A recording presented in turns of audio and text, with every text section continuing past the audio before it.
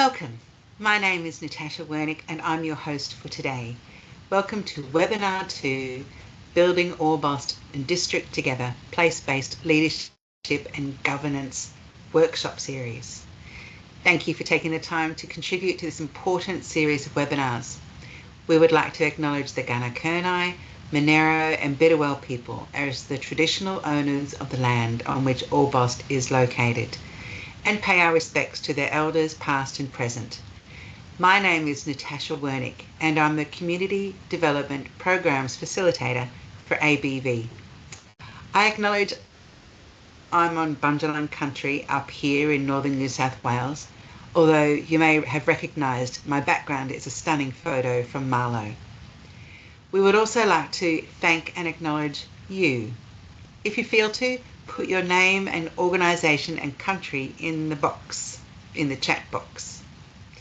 This webinar series has been created in partnership with the Future of Orbost District Governance Group and Australian Business Volunteers Resilient Regions Gippsland Program, with special mention to Dr. Nicola Watts, Tabitha Jarman and Hayley Sestos from the Future of Orbost, and Carrie and George and the team from Australian Business Volunteers. A little bit of housekeeping. You will remain muted and your camera will not be activated for the duration of today's event. Today's webinar will be recorded and made available after the event. Please enter questions for our speakers in the chat box. We will be reviewing the questions as we go along, giving opportunities for others to answer as well. Also, make a note of your reflections, as you will be requested to input them into a survey at the end of the event.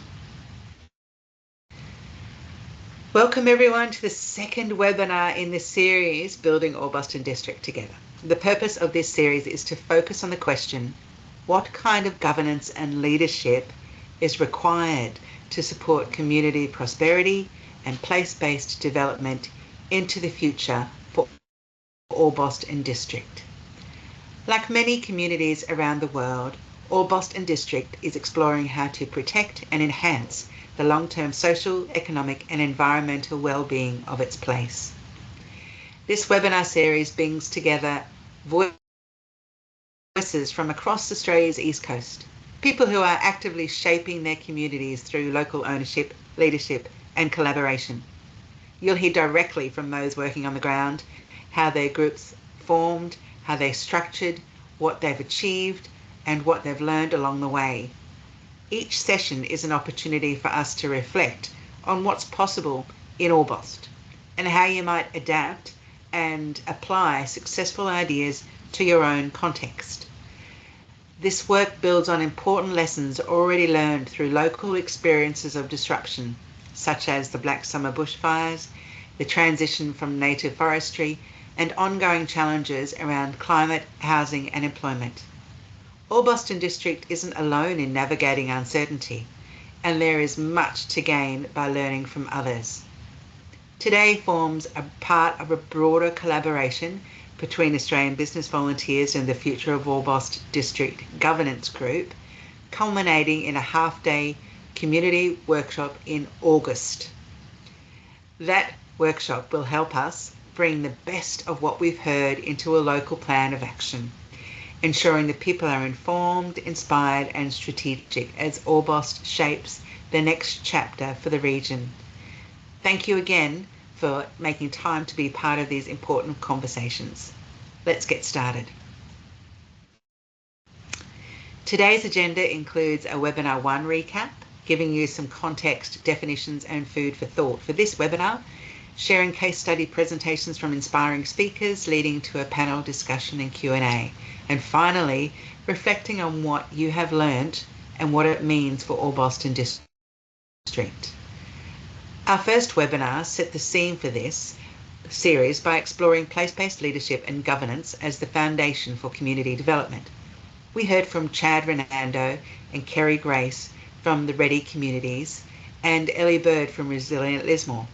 They shared compelling insights and practical frameworks that focus on 4 points. 1. Readiness lays the groundwork for change. The Readiness Index helps communities check they have the basics in place: clear goals, strong connections, local skills, working together, and speaking up for themselves. Strong readiness makes it possible for things like jobs and housing to develop in a sustainable way. Trust is built, not assumed. A recurring theme was moving at the speed of trust, meaning strong partnerships grow through time and shared goals, not rushing into formal agreements. Local voices must lead. True and lasting impact happens when local people set their own priorities and lead the work on the ground. Governments and external organisations have a supporting role, but should never take over decision making. Finally, this session highlighted that community resilience and the future prosperity of Orbost District depends on genuine local leadership, trusted partnerships, and strong readiness across social, economic, and environmental domains. As we continue today, keep in mind how these principles connect to place-based capital and asset ownership, as these are the building blocks for local control and shared decision-making. We're here to explore how communities like Orbost are using the idea of place-based capital to drive positive change. Place-based capital refers to the assets and resources already in a community. These can be tangible, like land or buildings, or intangible, like local knowledge, relationships, and cultural heritage. In community development, we shift the focus from what a place lacks to what it already has. That's where the real power lies, especially when those assets are owned and steered by the community itself. Let's get to the heart of today's conversation, ownership. As Megan Burkett from Ethical Fields puts it, who owns the assets holds the power, the value, and the future. Ownership isn't just about financial returns, it's about self-determination. When communities own land, buildings, or businesses, they earn from them, decide how they're used, and can align them with local values. That creates lasting livelihood and deeper engagement. On the flip side, if key assets are owned by people and organisations far away, communities face more risk and less control. That's why we really need to think about who owns what and how we can broaden that ownership within our own communities. For Orbost and towns like Mirboo North, Cobargo and Buchan, this approach means a few things. First, we need to know our assets, not just buildings, but also shared skills, spaces, and networks. One of the activities in our August workshop is to map these assets. Once mapped, then we look at those who control those assets. Is ownership local? Can we broaden it? We also need to consider shared ownership structures like community foundations, cooperatives, and land trusts. Things that align with community values and spread the benefits. Local ownership doesn't happen overnight. We need to build skills, strengthen governance, and connect to investment. And most importantly, we need to be inclusive, inviting voices often left out, young people, First Nations communities, low-income families, and others. This is not just a theory. It's something many communities are already doing. Whether it's redesigning main streets or establishing new cooperatives, the idea is about using what you've got and owning what you can. Today, you'll hear from Ruth and John and Susan, and just on those topics, on-the-ground stories of taking control of assets, creating ownership paths, and leading local development. Think of this webinar not just as a set of presentations, but as a shared space for learning, reflection, and imagining what ownership could look like in Orbost District. Today's speakers will share how they have tackled this. Now let's bring all of this together before we hear directly from our community leaders. First, every community has assets, both visible and hidden. The key is to identify them and build value on them. The second is ownership really matters. It shapes who makes decisions, who benefits, and how resilient communities can be. Ownership isn't just financial, it's about real people having a real stake in their future. Thirdly, locally owned assets can deliver real lasting benefits, whether that's affordable housing, thriving small businesses, secure jobs, or community facilities. But not everyone has equal access to ownership. We need models that are inclusive and shared, not just market driven. And finally, what we're talking about today isn't theoretical. It's already happening here. The stories we'll hear from Cobargo, Mirboo North and Buchan show how different communities are using their assets and creating new pathways for ownership to shape their future. So, as you listen to our speakers, think about what assets do we have in Orbost? Who owns them? What could shared ownership look like? What support is needed to make it happen? And then let's turn these ideas into practical action. To prepare you for the question and answer, we are making things a little bit more simple. Please put your questions in the chat box as we shall read through and choose which questions to read out. The speakers and others may also answer questions in the chat box.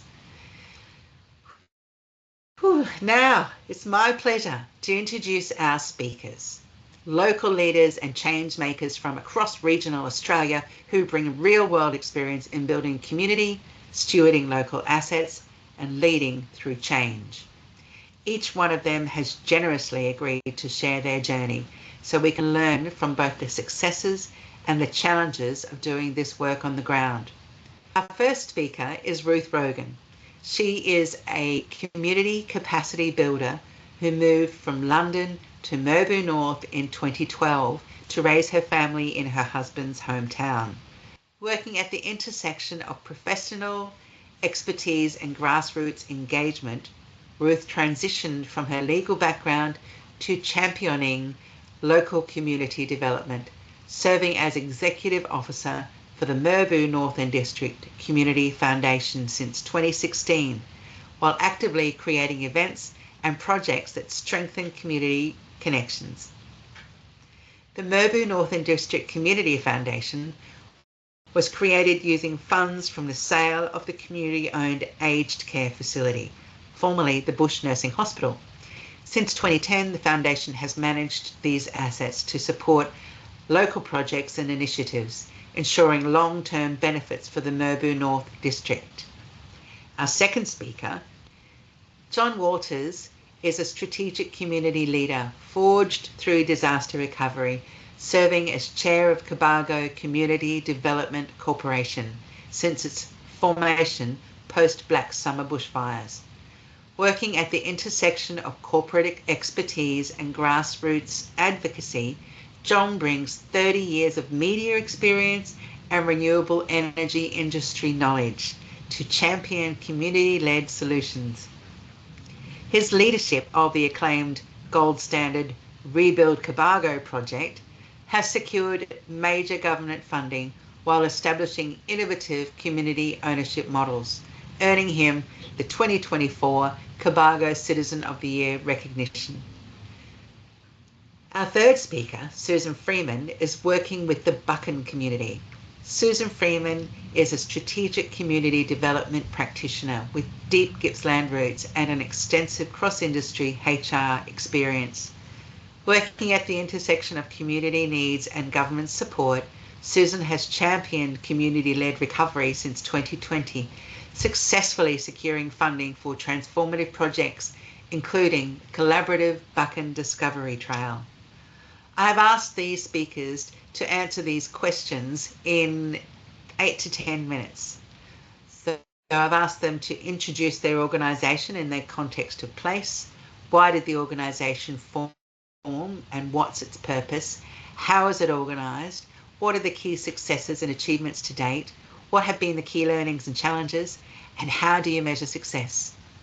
So let's get into it.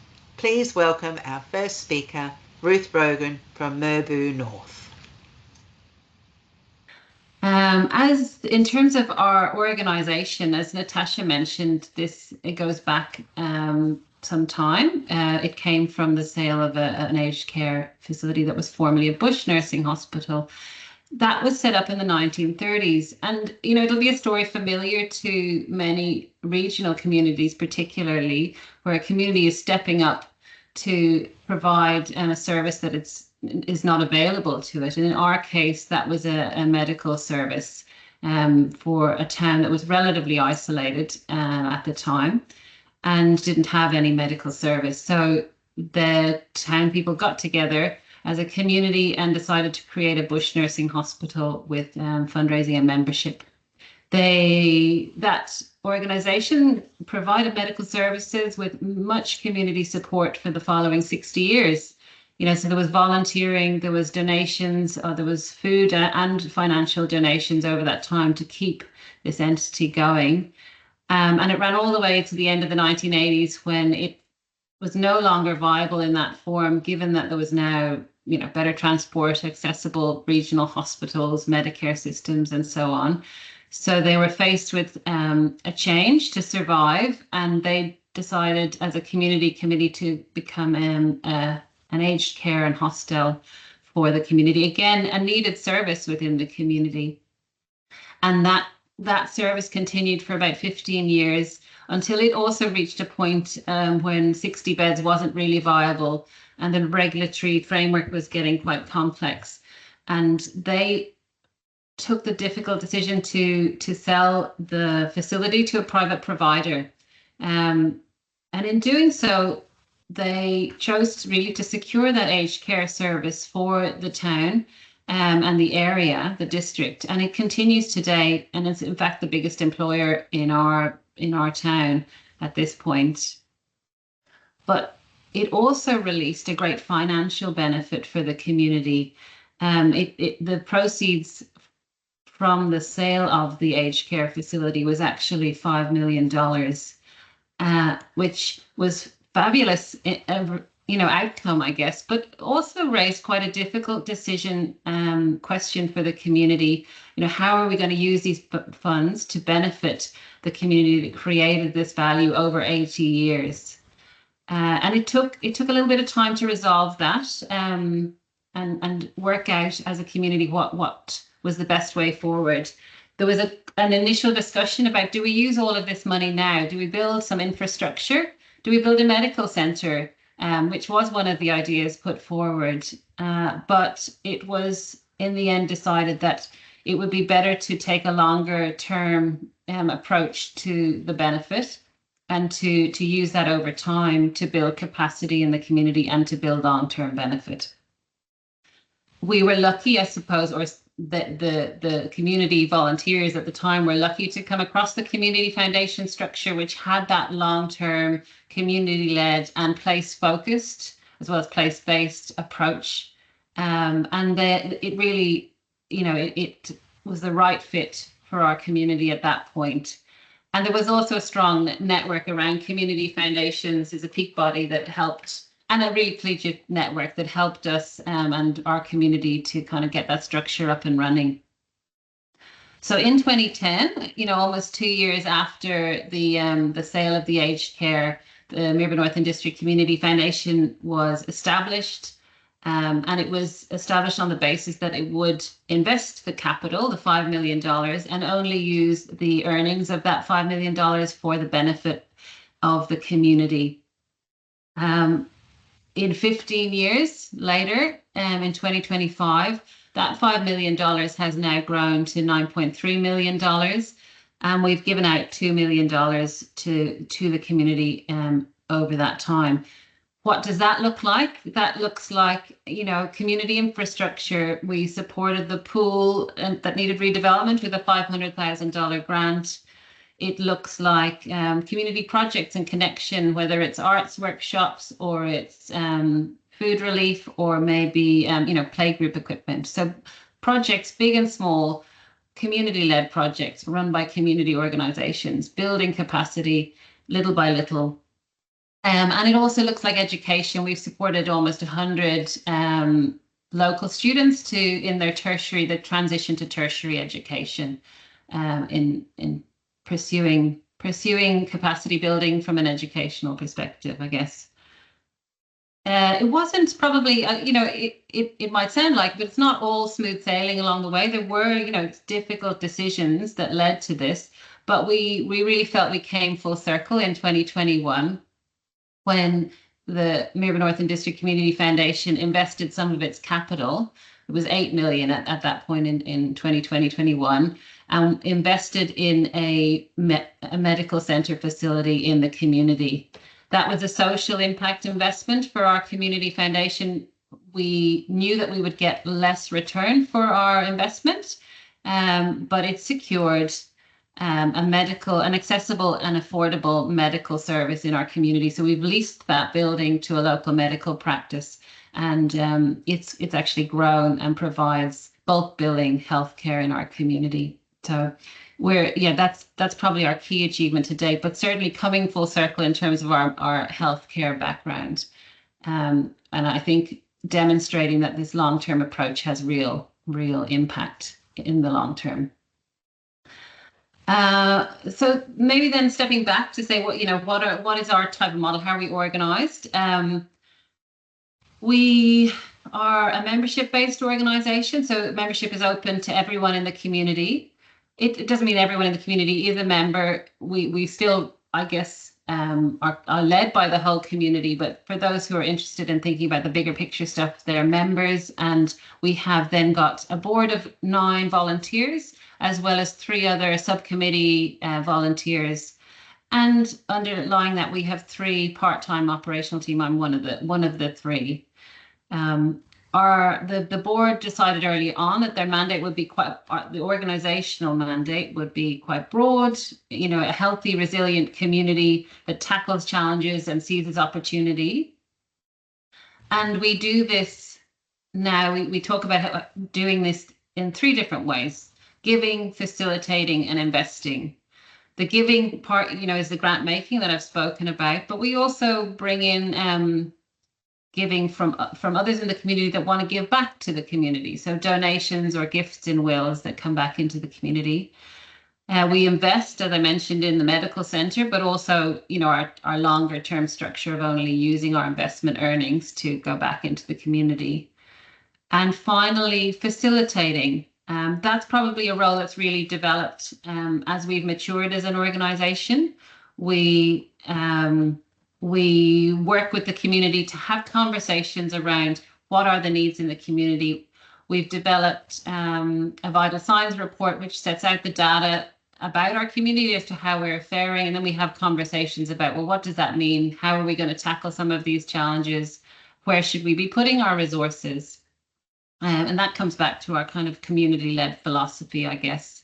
But we also are in a position to advocate for the community and to connect conversations with various community stakeholders and different levels of government, whether that's in the location of a proposed kinder, or it's in relation to we unfortunately experienced a micro natural disaster last year with a big storm, and it's advocating around recovery and those kind of supports to make sure that they are directed where the community needs those. So we provide that facilitation and advocacy role within the community. So that's kind of what we do. I did want to just say a few words also about kind of community foundations more broadly. In general, the structure is really good in that it acknowledges that every community has unique assets. It has the deep knowledge of place, it has the existing relationships, and Natasha has been talking about these in our intro today. So many different skills, assets, unique capabilities that in a community foundation structure are generally brought together with some financial capital, which then has this kind of community-led and long-term philosophy at its base. It is a really powerful mix from our perspective, as you can see from some of the impacts I've been talking about. And I also wanted to say that don't think, well, they started with this $5 million, and we were very fortunate to start with $5 million. Don't get me wrong, but there are plenty of community foundations that don't start with assets, large assets like that. And there's plenty of ways in which communities have built financial capital over time.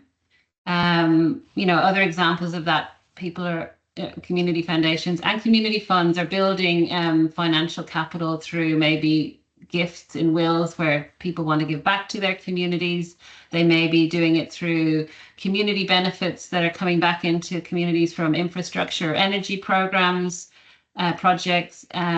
There's also, fundraising for particular needs in communities and also grant seeking. So there are lots of ways in which community foundations can be established. Each community in the end has its own, as I said, unique skills and deep knowledge, and each community will find its own path. But I just wanted to share our story really today to kind of give some food for thought as you carry out that discussion at your end. Beautiful. So it's great insights. Thank you so much, Ruth. Now, let's welcome John Waters from Cobargo. Yeah, welcome, John. You've got the floor. Take it away. Thanks very much, Natasha. I do have a slight lag in my internet speed, so if I sound like I'm talking down a drain pipe, I do apologise. We are in the little community of Cobargo. Just for those of you that don't know, Cobargo is a small rural township on the far south coast of New South Wales, spiritual home of the Dirinji people and of the Yuin Nation, and it's the northern gateway into the Bega Valley Shire.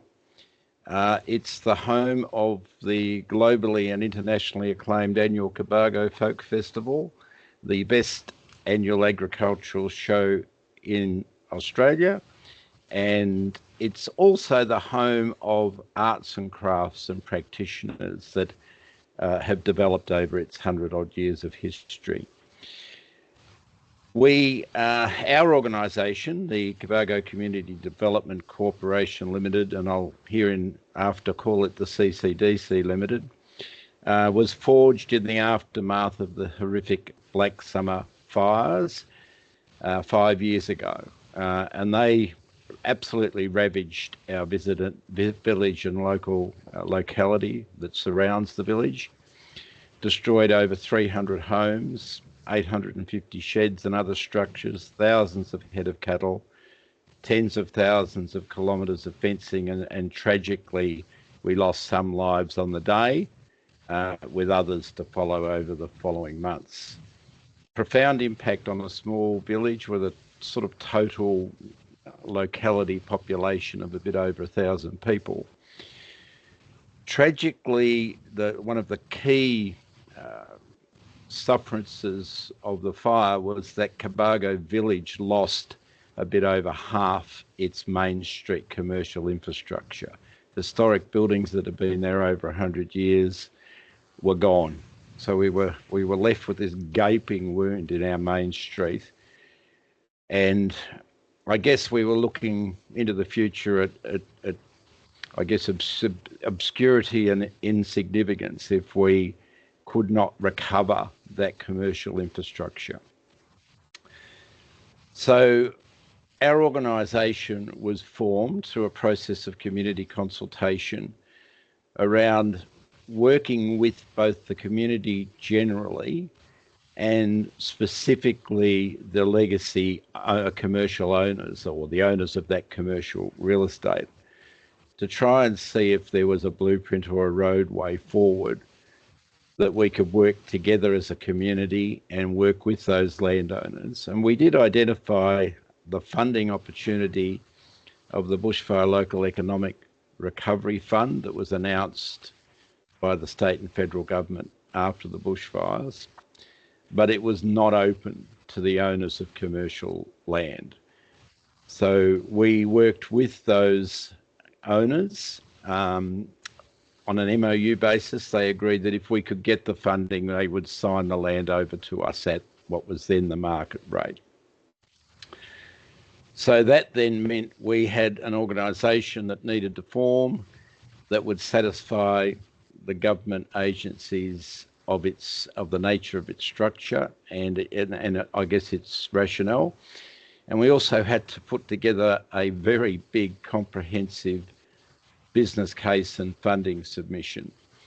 So we were lucky as a small town. One of the key resources we had was some funding from a local bushfire recovery fund that sprang up under the auspices of the Folk Festival Committee. And they provided us with some seed capital so we could engage some experts, architects, quantity surveyors. But all the heavy lifting in terms of the funding submission was done by our pro bono directors, and we pushed the submit button and we sat back and waited for 6 months. So it was mid the following year, so it was 18 months after the fires before we actually knew that we had the money, and we nearly all fell off our chairs. So our project to rebuild the main street is a $20 million project. It's one of the largest infrastructure projects under the Blue Earth program, and it is the only one that in the whole of Australia that is building commercial real estate that will be operated by a not-for-profit. In fact, we are a charity, a registered charity. It'll be held and operated in the long term for the benefit of the community.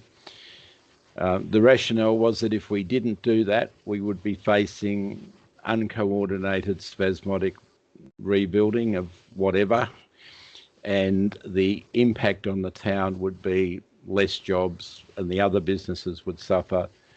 So we thought we had no choice but to continue on that road. Our organisation is we're a 9-member board. We're made up of 2 shareholders. So one organisation which has existed for 125 years, the Cobargo Cooperative Society, formerly basically a co-op of rural dairy farmers, now over 100,000, over 1,000 community members own our little co-op, which is a $4 or $5 million business, hardware and farming supplies. And our other shareholder is the Business Recovery Group that formed directly after the fires to work with the landowners, the community and other stakeholders about how do we recover the situation for Cobargo. That group joined with the co-op to form the CCDC. So our community ownership is broadly expressed through the cooperative, and the specific interest around the commercial welfare of the village going forward is through the Business Recovery Group, which represents all the local businesses in the region, not just those in the main street, but work from home businesses, etc. It has over 90 members, and it's been very active in representing and advocating for the local business interests going forward. We have 5 directors who represent jointly the co-op and the Business Recovery Group. Once we knew we had the funding, we expanded our board with another 4 directors, 2 of whom are skill-based directors. So currently we have one who's our governance guru. He's also chair of our Bega Valley Community Foundation, the Mumbler Foundation. And our other specialist now is a licensed commercial real estate agent and manager of a major shopping centre complex further north at Narooma. And he's come on replacing a director whose skill base was around project management, particularly with government contracted building projects. So he was invaluable to get us started, get our builder onboarded. But he got too busy and had to move on. So we've replaced him with one whose focus is the activation of our project. He's working and leading our team that is looking at how we onboard and pipeline the right business mix into the premises, how we support them. We don't just want to throw people in and say, off you go, crash or burn. We want to really nurture a strong, recovering business environment. And 2 other directors whose role has been and continues, and they do a fantastic job. They're our community pipeline directors. So they constantly work informally and formally with the community groups, stakeholders and individuals to feed into the board, feedback, how are we going, what do people like, what don't they like, and also to feed back out into the community the message from our board, how we're going, where the project's up to, any issues or complications that we're going with along the way. Just one more minute, John. One more minute. I guess the question were, what were our successes to date? Well, I think having achieved $20 million of BLUR funding was a major success. Overcoming the many tortuous problems of dealing with a government that's there to help you through a project and sits on all your project management committees. Success of maintaining and growing the support of the wider community. How do we measure success? Well, we measured it in the first instance of getting the money and the project up and running, and we're coming home with a wet sail. Will be finished by just after Christmas and into our activation stage. Longer term success will be measured with how successfully we continue to manage that enterprise and that infrastructure, and out of any small surpluses we may contribute it to other community projects, other community benefit activities going forward. So thank you very much for your time. If anybody's interested in our structure, our constitution, I'm happy through Natasha, if you just drop me a line or an email, and I can email that to you. Thank you so much for sharing that inspiring, amazing story, John. I did notice a couple of questions come through, and I'll ask those after we hear from our next speaker. So Susan, please welcome Susan from Buchan. I'll just change the spotlight to you. There you go. Okay, welcome Susan, a bit more locally to people in Gippsland, but here's Susan Freeman, who's at the Buchan community. Welcome. Thanks, Natasha. Thanks to ABV for inviting me to participate in this series.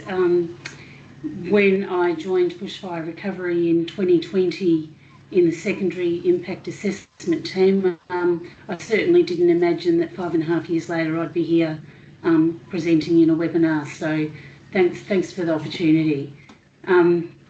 So I have been working for the Buchan, Galantine and Districts Renewal Association. They were formed directly as a result of the 2019-2020 bushfires. Their remit was to advocate on behalf of the community, create a community renewal plan, and to also identify any gaps or opportunities for economic activity within the community. Up until June 30, my role was supported by bushfire funding. However, that's now finished. We have managed to secure some administration funding with a couple of projects that we've got going to keep me on board, ticking along predominantly with our Rec Reserve redevelopment and our Buchan Discovery Trail. So the people in Buchan are no strangers to disaster. They only a couple of weeks ago, our football oval was underwater again. So we've always got flood or fire.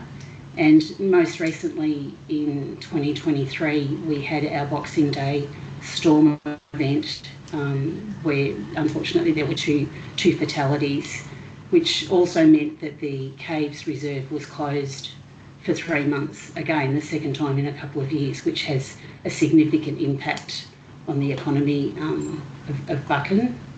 So in 2024 we decided to revise our community renewal plan, just to check in with the community to make sure that the priorities remained the same, and predominantly they did. The common theme was that we needed an alternative or an additional tourism attraction to capitalise on the caves visitors.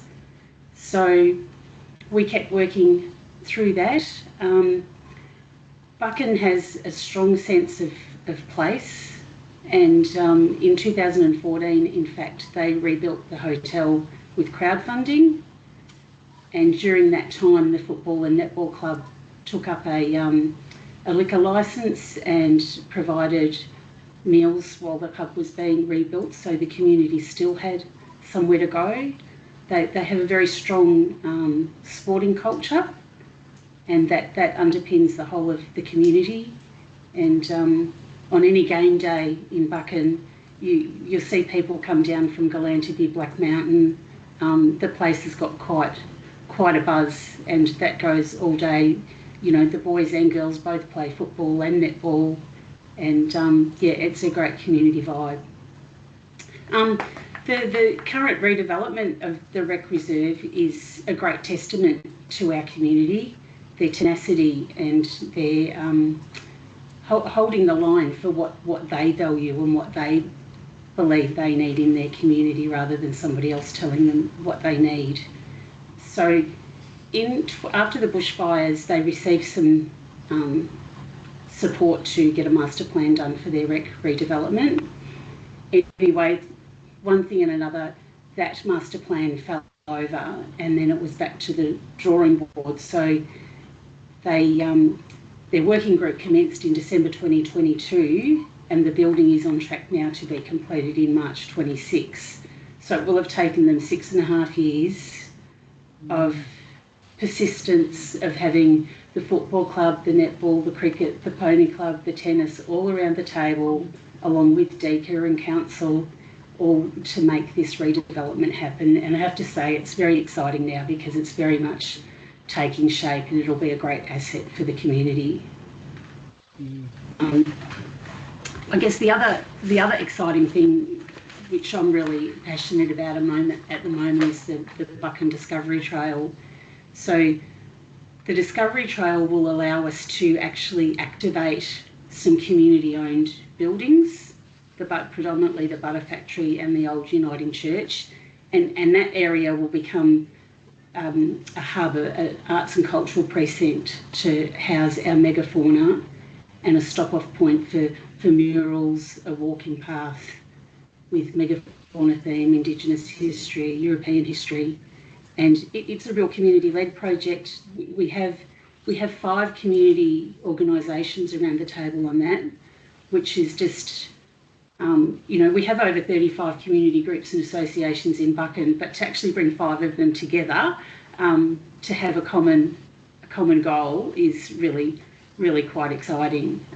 We also have ABV on board, and Gippsland Community Foundation have funded the first stage of our project, and Museums Victoria, who have been trying to get Buchan on the map with their megafauna for a long time. So that's a really exciting project that's actually happening now. I guess key learnings: patience, communication.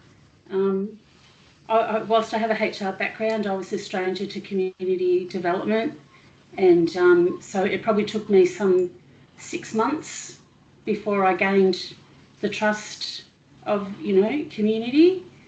But once you get the trust on the board, it's amazing what you can actually achieve. So we've managed to we've got a new community bus sitting at Dwyer's right as we speak, waiting for us to pick it up. We've put new kitchens in Galantabie and Buchan halls.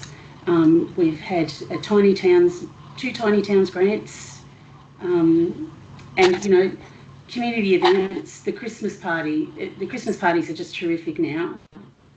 I don't think it wouldn't matter if people had to pay to come to them. We just get such a good attendance, and people actually start in October. Where's the Christmas party this year? What's happening? Nice. So yeah, I guess, you know, that's a great way to measure success, and of course ongoing, you know, the success of the Discovery Trail. We've just had concept designs finished for a megafauna playground, so that's very exciting. So it's all coming together. The ongoing challenge, I guess, is funding, like everybody has, finding funding to finish all of these things. Such an inspiring story, Susan, and well done for all your work in the community. Thank you for sharing. We're now going to open for question and answer. So I see there's a few questions in the chat that I'll head to first, and then if we have time, I have a few questions. The first one, and there's a couple for John, so I hope you don't mind, John, if you're put on the spot here.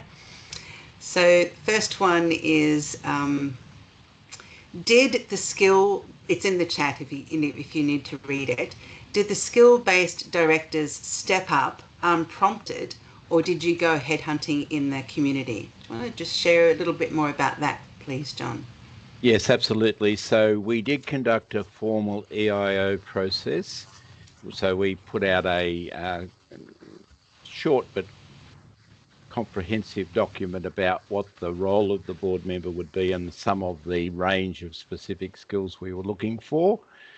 But we conducted that EIO process formally in conjunction with some discrete inquiries through some of our contacts, and we did tap a few people on the shoulder and suggest they might be interested in the assisting us and to have a look at. But they all had to go through the formal process. They were all interviewed, both the applicants that just came in without having any shoulder tapping and those that came in with a bit of assistance. And that's one of the strengths of having some good contacts with other organisations such as the Community Foundation. And I was also in contact with a good personal friend who sits on the council's external audit committee when we were looking for our governance director, and he was able to push us in the direction of the gentleman that we got onto the board to perform that role, and he's been fantastic. Sounds like you're very fortunate to have really savvy people around you. And know how to find them. There's another question here that I'll ask you, John. How do you secure the pipeline of input and feedback from community? How do you measure that? It's kind of like a how do we measure it, or how do we do it? How do you secure the pipeline of input and feedback from the community, and how do you measure that?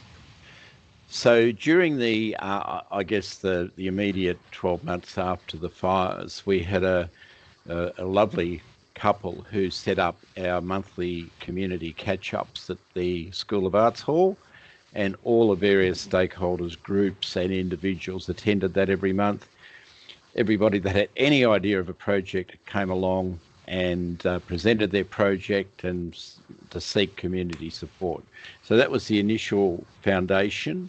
As that progressed, an organisation called the ABV were very helpful in coming in and facilitating some rounds of events for community consultation, culminating in a 3-day event at the showgrounds where we all got their butcher's paper out, and then anybody could walk in and put up their ideas, and we had a lot of ideas. Out of that, a number were successful, including what we're doing, but also the tool library, our unique community tool library. I know there are other tool libraries, but we consider ours unique, and it's run under the auspices of the Cobargo Co-op who provided the land. But that's a terrific organisation. They've, in the immediate, obviously after the fires, nobody had any tools. They didn't even have a lawnmower or a shovel. So the co-op got involved with its suppliers and said, can you help this group out? They sent down a container load with $50,000 worth of power tools, which were given to the community straight away. And the tool library got up and running, and it's grown as a community resource. And there were a number of other worthwhile projects that grew out of that community consultation process. Once we got past that point and we started as an organisation to actually put our plans and designs together, we conducted regular events, town hall type events at the hall. We ran a survey, asking it, always the open-ended survey. If you start asking people what would they see rebuilt back in Cobargo. So one lady said, well, I'd like a dress shop, my husband wants a gun shop, and my son wants an ice cream shop. So that process of asking the community, and through that process we identified some of the needs of which we're incorporating into our infrastructure, such as the allied health section. So we're going to be operating a 5-unit sessional facility where various allied health practitioners can come in and book for a day or half a day, anything, whatever, chiropractic or whatever, all the stuff we had, but we lost after the fires. We're very fortunate in we've got a really great little mainstream medical practice, but we lost that allied health business. And so that's, from all that community feedback, has been prescriptive around what sort of infrastructure we're putting back there. It's bigger and provides a lot more retail space than what was there, because a very strong input we had from the legacy property owners was they couldn't make a buck out of what was there. It was too small. They couldn't have enough income stream to even maintain those buildings. They were falling down. So we said, well, we're not going to build back at that scale. We've got to scale it up so we can get enough streams of businesses in there and create a busier hive of activity. We're also very strong feedback from the community about the need for accommodation. So we're building 5 ample 2-bedroom apartments on the top of those buildings, 2 of which are being built to NDIS accessible standard. Thank you, John. I think I'm going to have to call the time there. Sure. But because we're at 5 minutes to go and there's just a couple more things I need to do. So at this point, I will say the questions that you've asked in the chat, I'll see if the speakers can take them offline and we can reply in the follow-up email. But at this point, I'd like to say a huge thank you and gratitude to our 3 speakers, John and Susan and Ruth. Do you want to just say one quick sentence before we go on to the next part? Best of luck, I suppose, with this webinar and the next webinar and the workshop in August. Yeah, and I'd just like to thank the ABV for all the work they've done in this space and are continuing to do. Oh, thanks, John. And Susan?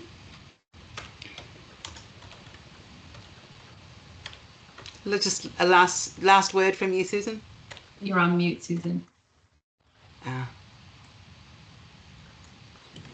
I completely agree with John, and thanks ABV for everything that you're doing. Cool. Thank you so much. I'm going to share the screen again. Now's the time to get your thoughts down. So in these last 3 minutes, use your smartphone or follow the link that I just put in the chat to share your thoughts with us. What stands out and how does this apply to Orbost? I'm going to give you 1 minute or so, and in the meantime, I'll share some images of Orbost and Marlow. Webinar series is about getting your mind thinking and sharing your thoughts and ideas. If you don't have a moment to put these thoughts down now, keep that link and I will remind you in the follow-up email to share those thoughts and ideas.